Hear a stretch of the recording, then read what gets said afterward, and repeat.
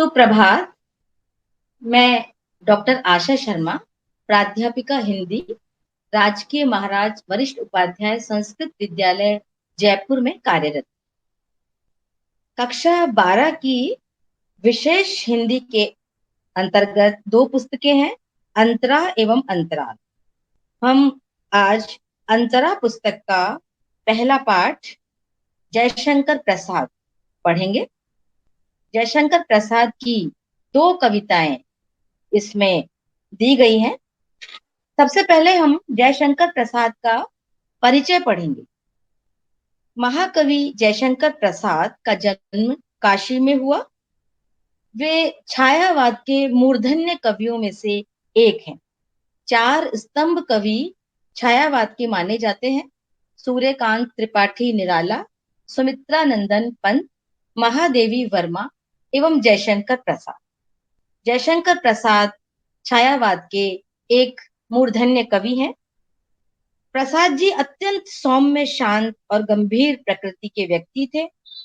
उन्होंने मूलतः छायावाद की रचनाएं की हैं, लेकिन साथ में उन्होंने गद्य में भी नाटक, उपन्यास, कहानी, निबंध आदि बहुत सारी साहित्यिक विधाओं में उच्च कोटि की रचनाएं रची।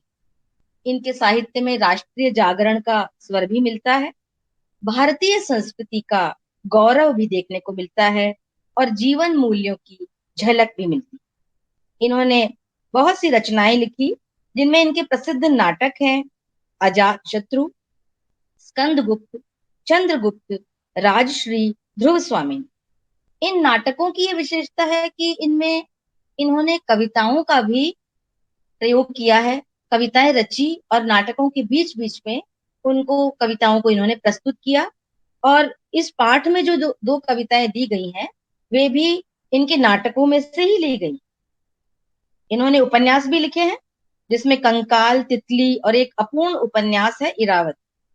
इसके अलावा इन्होंने बहुत सारी कहानी संग्रह लिखे हैं: आंधी, इंद्रजाल, छाया, प्रतिध्वनि और आकाशदीप। निबंध भी लिखे हैं और साथ में झरना, आंसू, लहर, कानन कुसुम, प्रेम पथिक कविताएं लिखी है। कामायनी तो इनका महाकाव्य है। ये जो दो कविताएं हैं, इसमें प्रथम कविता देवसेना का गीत है। प्रथम कविता है देवसेना का गीत। ये प्रसाद जी के नाटक स्कंदगुप्त से लिया गया है, जिसे हम पढ़ेंगे। पहले इस कविता के पृष्ठभूमि के बारे में जान लेते हैं। देवसेना मालवा के राजा बंधु वर्मा की बहन है। हूणों के आक्रमण से आर्यावर्त संकट में था। बंधु वर्मा सहित उस परिवार के सभी लोगों को वीर गति प्राप्त हुई थी। बची हुई देवसेना भाई के स्वप्नों को साकार करने के लिए और राष्ट्र सेवा का व्रत लिए हुए देवसेना थी। देवसेना स्कंदगुप्त की चाहत थी, लेकिन स्कंदगुप्त मालवा के धन कुबेर की कन्या, जिसका नाम विजया था, उसे चाहते थे। जीवन के अंतिम मोड़ पर स्कंदगुप्त देवसेना को पाना चाहता था, लेकिन तब तक देवसेना वृद्ध पर्णदत्त के साथ आश्रम में गाना गाकर भीख मांगने लगी थी और महादेवी की समाधि को परिष्कृत करती। जब देवसेना तैयार नहीं हुई तो स्कंदगुप्त आजीवन कुंवारा रहने का व्रत ले लेता है। और तब देवसेना जो भावनाएं व्यक्त करती हैं, उन्हीं भावनाओं को इस कविता में प्रस्तुत किया गया। इस कविता में देवसेना अपने जीवन पर दृष्टिपात करते हुए अपने अनुभवों में जो उसने अर्जित किया था, उन वेदनामय क्षणों को याद करती है और जीवन की संध्या बेला अर्थात वृद्धावस्था, प्रौढ़ावस्था में अपने यौवन के क्रियाकलापों को याद करते हुए वह कहती है कि जो भी कार्य क्रियाकलाप यौवन में किए गए, वे भ्रमवश किए गए कर्म थे और उस समय जो नादानियां मनुष्य करता है, उसी के पश्चाताप स्वरूप उसकी आंखों से आंसुओं की अजस्र धारा बहती है। उसे अपने आसपास सबकी प्यासी निगाहें दिखाई पड़ती है और वह स्वयं को इनसे बचाने की कोशिश करती है, फिर भी वह अपने जीवन की पूंजी नहीं बचा पाती है। यही देवसेना की विडंबना है, यही देवसेना की वेदना है।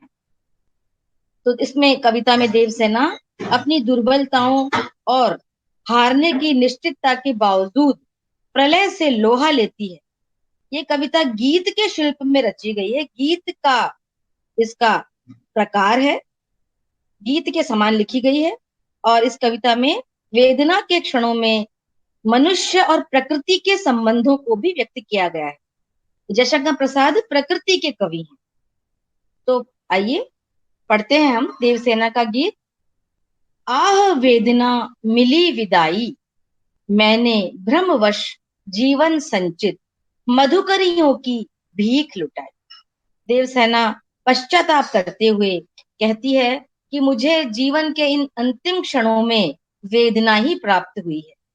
मैंने भ्रमवश अपने जीवन में जो भी संचित किया था, उस संचित की हुई भिक्षा को भी मैंने अपनी नादानी से लुटा दिया। इस प्रकार से वह पश्चाताप व्यक्त कर रही है, क्योंकि वह स्कंदगुप्त को भीतर ही भीतर चाहती है, मन ही मन, लेकिन वह उससे मिल नहीं पाती है। छल छल थे संध्या के श्रम कण, आंसू से गिरते थे प्रतिक्षण, मेरी यात्रा पर लेती थी नीरवता अनंत अंगड़ाई। अपने बीते हुए कल की स्मृतियों को याद कर करके देवसेना कहती है कि संध्या के समय मैं जीवन भर जो मैंने परिश्रम किया, तो जीवन के अंतिम समय को वह संध्या का नाम देती है। वह कह रही है कि जीवन भर का जो परिश्रम था, वह श्रम कणों के रूप में अर्थात पसीने के रूप में मेरी आंखों से गिरा। अर्थात जीवन का जो श्रम है वो मेरी आंखों ने आंसुओं के रूप में प्रतिक्षण बहाया। मेरी जो यात्रा थी, जीवन यात्रा, इस जीवन यात्रा में क्या मिला? नीरवता अर्थात सूनापन, अकेलापन।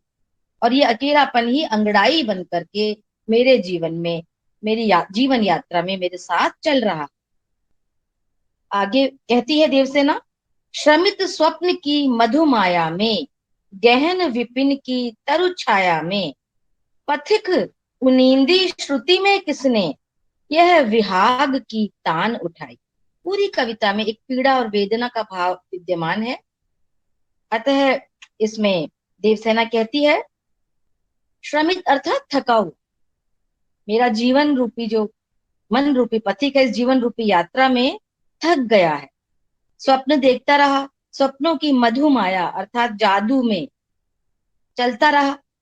और गहन विपिन मिला, उसे क्या मिला?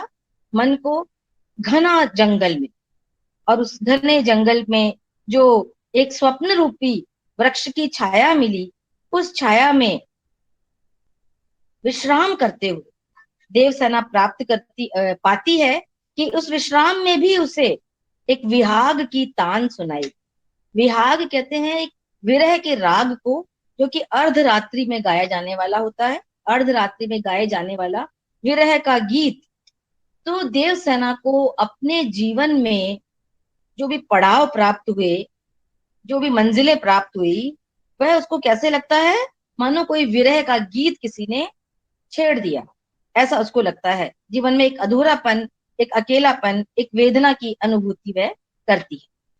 लगी सतृष्ण दीठ थी सबकी, रही बचाए फिरती कब की। एक और उसकी पीड़ा का कारण व्यक्त कर रही है कि सतृष्ण अर्थात लालसा से परिपूर्ण, दीठ अर्थात दृष्टि। जो भी लोग उसको जीवन में मिले, तो देवसेना को ऐसा अनुभव हुआ कि सबकी लालसा से परिपूर्ण दृष्टि उस पर सदैव पड़ती रही, और वह उस दृष्टि से स्वयं को बचाने का प्रयास करती रही, उस तृष्णा से वह स्वयं को बचाती रही। मेरी आशा आह बावली, तूने खो दी सकल कमाई। पर वह यह भी पाती है कि उस लालसा से बचने के प्रक्रिया में वह अपने मन के अंदर छुपी हुई आशाओं को पूरा नहीं कर पाई। इसलिए वह कहती है कि हे मेरी उम्मीद, मेरी आशा, तू हमेशा एक पगली के समान रही, क्योंकि तूने अपनी पूर्ति नहीं की। जिसको तू चाहती थी, जो तुझे उम्मीद थी, जिसकी आशा थी, वह प्राप्त नहीं कर सकी, और तूने जीवन की समस्त कमाई व्यर्थ ही गंवाई। चढ़कर मेरे जीवन रथ पर प्रलय चल रहा अपने पथ पर, मैंने निज दुर्बल पद बल पर उससे हारी होड़ लग। देवसेना पछताते हुए, पश्चाताप करते हुए कहती है कि मेरा जीवन एक रथ के समान रहा, लेकिन वह ऐसा रथ रहा कि उसके साथ साथ प्रलय भी चलता रहा। उस मार्ग पर, उस पथ पर, जिस पथ पर मेरा जीवन चला, उस पथ पर सदैव प्रलय रहा। अर्थात सदैव समस्याओं का सामना देवसेना को करना पड़ा। कोई न कोई उलझन, कोई न कोई समस्या उसके जीवन में बनी ही रही। फिर भी वह कहती है कि मैंने अपने स्वयं के निज दुर्बल पद बल, मेरे जो कमजोर पद थे, कमजोर चरण थे, कमजोर कदम थे, उन कमजोर कदमों के बल पर भी मैंने प्रलय से होड़ लगाई। अर्थात मैंने उसका सामना किया, समस्याओं का सामना करने का प्रयास किया। यह बात अलग है कि मैं उसमें असफल रही, उससे हारी, यानी असफल रही। अपनी असफलता को देवसेना स्वीकार करती है और अंत में कहती है, लौटा लो यह अपनी थाती। थाती का अर्थात धरोहर, संपत्ति। अब वह परमात्मा को संबोधित करते हुए कहती है कि तुमने ये जो संपत्ति, ये जो धरोहर, जीवन रूपी धरोहर मुझे दी है, इसे वापस ले लो। मेरी करुणा हा हा खाती। हा हा खाती का अर्थ है यहाँ पर हाहाकार करना। मेरे मन के हृदय की जो करुणा है, मेरी अंतर मन की करुणा, वह हाहाकार करने लगी है। अर्थात वह अपने दुख को व्यक्त करती है। वेदना की चरम अभिव्यक्ति है यहाँ इन पंक्तियों में। देवसेना कहती है, विश्व न संभलेगी यह मुझसे, इससे मन की लाज गंवाई। हे विश्व रूपी परमात्मा, मैं ये बात जान चुकी हूं कि ये धरोहर, ये संपत्ति मुझसे संभाले नहीं संभले। इसीलिए मैं अपने मन की समस्त लाज को, अर्थात सारी संकोच को एक ओर रखकर, अपने संकोच को गंवा कर मैं ये बात कह रही हूं कि मुझसे यह धरोहर अब नहीं संभले। इस पूरी कविता में, जो कि एक नाटक से ली गई है स्कंदगुप्त से, इसमें देवसेना के मन की पीड़ा का, उसके पश्चाताप का, उसके क्रंदन का, उसकी वेदना का अभिव्यक्तिकरण किया गया है। इस कविता में देवसेना के मन की पीड़ा का वर्णन है। और अब हम दूसरी कविता पढ़ेंगे जिसका शीर्षक है कार्नेलिया का गीत। ये कार्नेलिया का गीत जो है, ये भी जयशंकर प्रसाद के एक नाटक से ही लिया गया। तो ये नाटक था इनका चंद्रगुप्त नामक नाटक। चंद्रगुप्त नाटक का एक प्रसिद्ध गीत है, उसे एक स्वतंत्र कविता के रूप में आपकी पाठ्य पुस्तक में लिया गया है। कार्नेलिया जो थी वो सिकंदर के सेनापति सिल्यूकस की बेटी थी। सिंधु नदी के किनारे ग्रीक शिविर के पास वह बैठी थी एक बार, और वह जब वह देख रही थी उस दृश्य को, तो उससे वह दृश्य बहुत ही सुंदर, मनोहारी लगता है। और वह कह उठती है कि सिंधु का यह, समुद्र का यह मनोहर तट जैसे मेरी आंखों के सामने एक नया ही चित्र उपस्थित कर रहा है। इस वातावरण से धीरे धीरे उठती हुई प्रशांत स्निग्धता जैसे हृदय में घुस रही है। मैं एक लंबी यात्रा करके मानो यहाँ वहीं पहुंच गई हूँ जहां के लिए मैं चली थी। अर्थात मैं अपनी मंजिल पर पहुंच गई। यह कितना सुंदर निसर्ग है। निसर्ग का मतलब प्राकृतिक, प्रकृति का चित्रण है। तो ये एक प्राकृतिक चित्रण की सुंदरता को व्यक्त करने वाली एक कविता है। और इस कविता में भारतवर्ष की महानता का, गौरव का गुणगान किया गया है। और तब वह गीत गाती है, अरुण यह मधुमेह देश हमारा। इस पूरे गीत में हमारे देश की गौरव गाथा है, प्राकृतिक सौंदर्य है, हमारे भारतवर्ष की विशिष्टता और पहचान को उजागर किया गया है। इसमें कार्नेलिया जो कहती है, कविता इस प्रकार है, अरुण यह मधुमय देश हमारा, जहां पहुंच अनजान क्षितिज को मिलता एक सहारा। भारतवर्ष के बारे में कहती है कि यह देश अरुण है। अरुण कहते हैं प्रातः काल के लाल सूर्य को। जब प्रातः काल सूर्य उदित होता है, उस समय वह पूरी तरह से लाल रंग का बहुत ही सुंदर चित्र होता है। उसी सूर्योदय के समय के जो लाल रंग के सूर्य को अरुण कहा गया है। तो उसी से तुलना करती है कार्नेलिया हमारे देश भारतवर्ष, ये जो भारतवर्ष है यह प्रातः काल के उदित होते हुए सूर्य के समान मंगलकारी है, गौरवशाली है और सुंदर है। बहुत ही मधुमय ये देश है हमारा, मधुमय अर्थात मिठास से, सुंदरता से परिपूर्ण। ये देश ऐसा है जहां पहुंच अनजान क्षितिज को मिलता एक सहारा।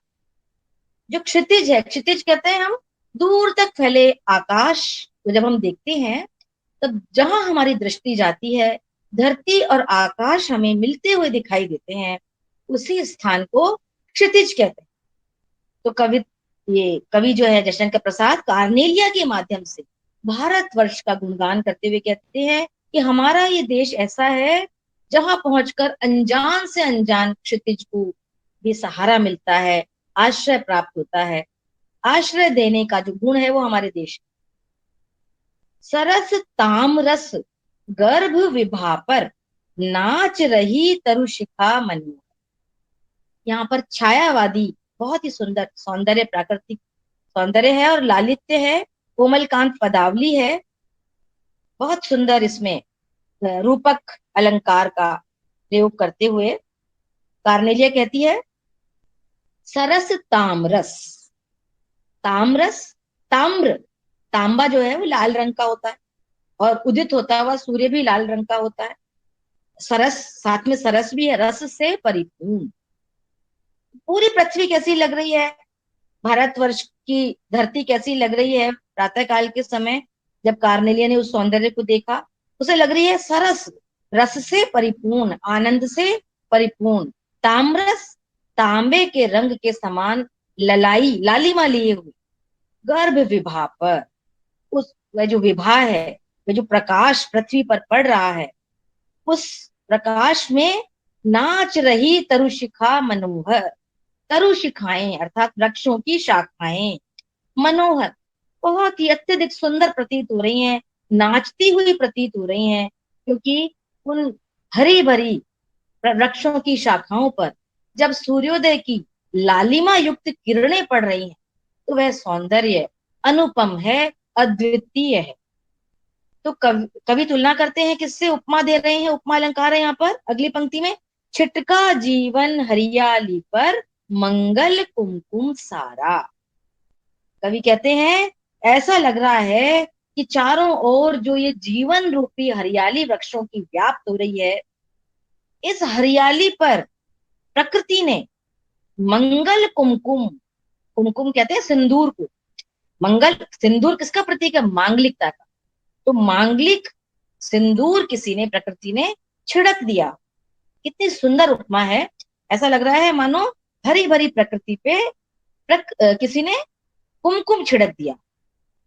लघु सुर धनु से पंख पसारे, शीतल मलय समीर सहारे, उड़ते खग जिस ओर मुंह किए, समझ नीड़ निज प्यारा।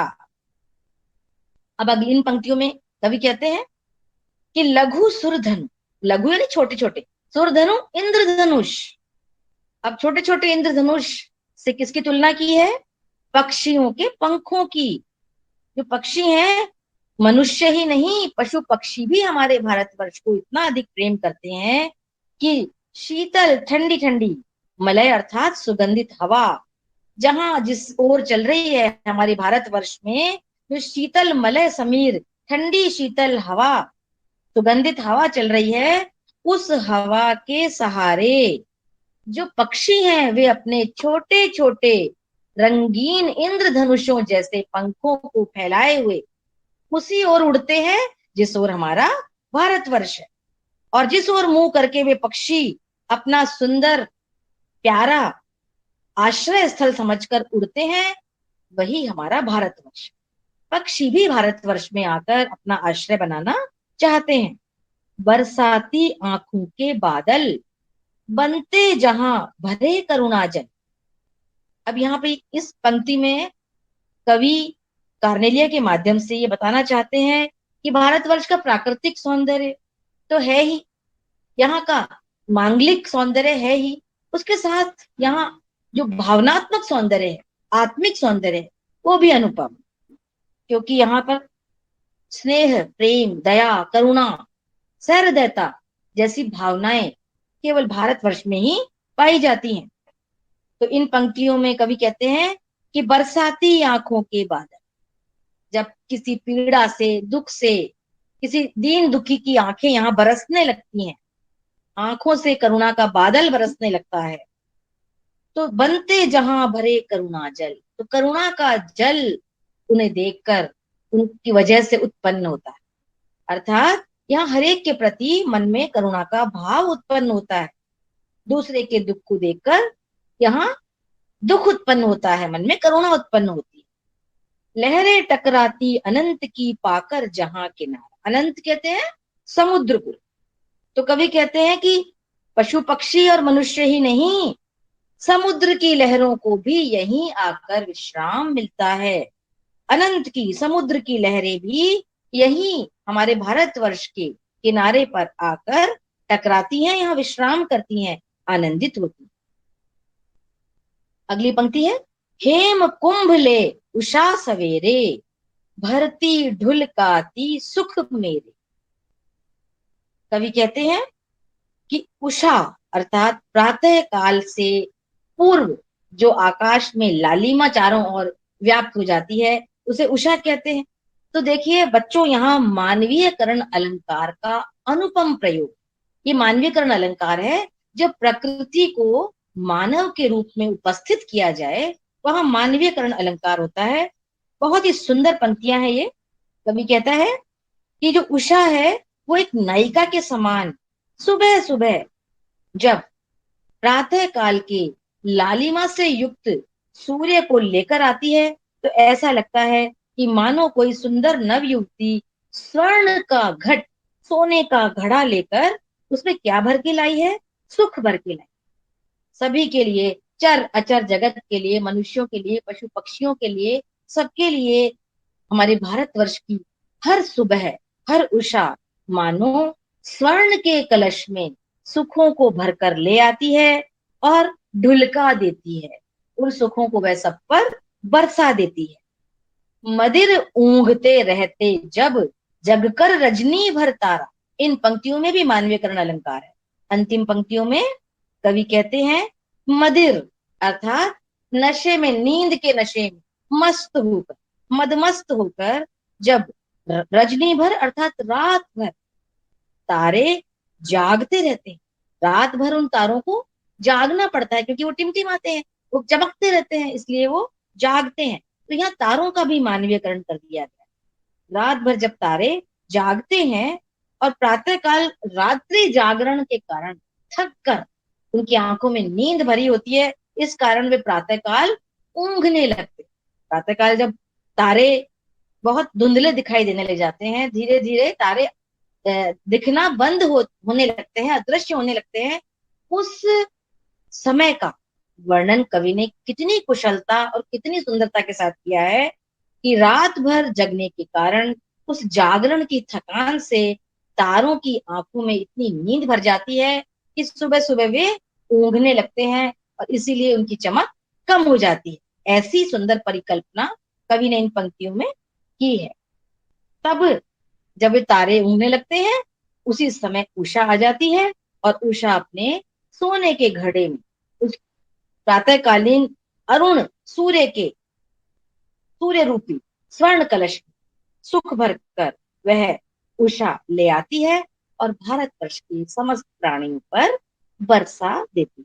तो इस पूरी कविता में भारतवर्ष के सांस्कृतिक गौरव, प्राकृतिक वैभव और यहाँ के सुंदर इतिहास का, गौरवशाली इतिहास का अनुपम अद्वितीय चित्रण है। ये कविता अपने आप में बहुत ही सुंदर कविता है और बहुत ही प्रसिद्ध कविता है। जयशंकर प्रसाद का बहुत प्रसिद्ध गीत के रूप में ये कविता है। तो इस प्रकार हमने आज जयशंकर प्रसाद के ये दोनों कविताएं, दोनों रचनाएं जो गीत के रूप में है, देवसेना का गीत और कार्नेलिया का गीत, इसका हमने अध्ययन किया।